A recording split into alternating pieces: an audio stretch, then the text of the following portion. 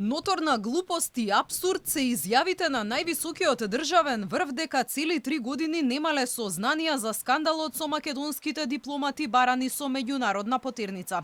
Вака коментираат експертите кои се децидни дека кога се работи за случаи што ги води Интерпол, клучните министерства во владата добиваат дневни и неделни извештаи класифицирани како државна тајна.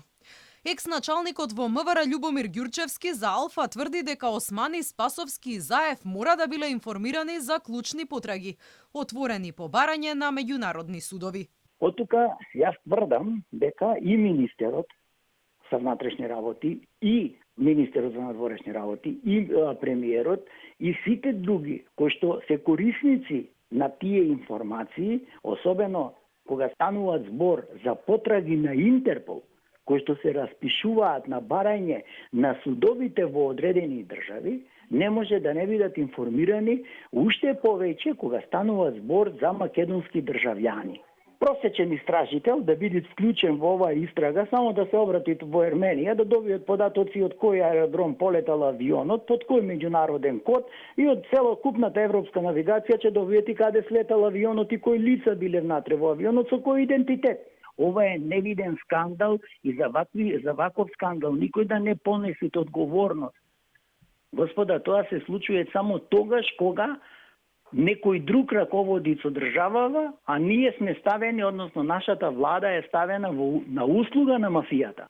За екс-началникот евидентно е дека ваква комплицирана операција како што е ерменската афера не е можно да се спроведе без голема логистика и влијание на лица носители на власт, кои како што вели имале моќ да даваат наредби. Апсурдно е кога нашите владетели, односно членови на влада, се правда дека не знаеле.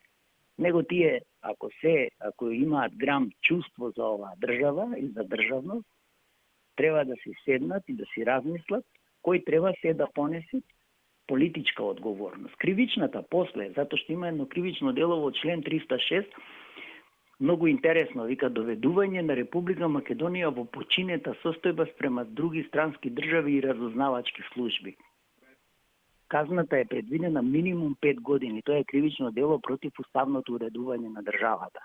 Поврзувајќи го овој случај со аферата на над 200 лажни лични документи издадени од МВР, Ѓурчевски алармира дека оваа злоупотреба допрва ќе им се удри од глава на македонските граѓани. Ало, господа, вие сте должни да го дадите списокот на сите 215 лица кои што користат пасоши со лажен идентитет, оригинални пасоши, затоа што ќе и наштетат на Република Македонија и многу лесно може да ни воведат и визен режим, значи да не изфрлат од онаа бенефиција што имаме во Шенген зоната, а можат ни направија огромна штета да секој македонски државјанин кој што ќе слетат на било кој аеродром или ќе помини било кој граничен премин да биде сомнителен. Така наречената ерменска афера одекна како бомба во јавноста кон крајот на минатиот месец, кога српски службеници го приведоа македонскиот дипломат Миле Миленковски, баран од Интерпол, за сторено кривично дело, илегален премин на граница извршен од група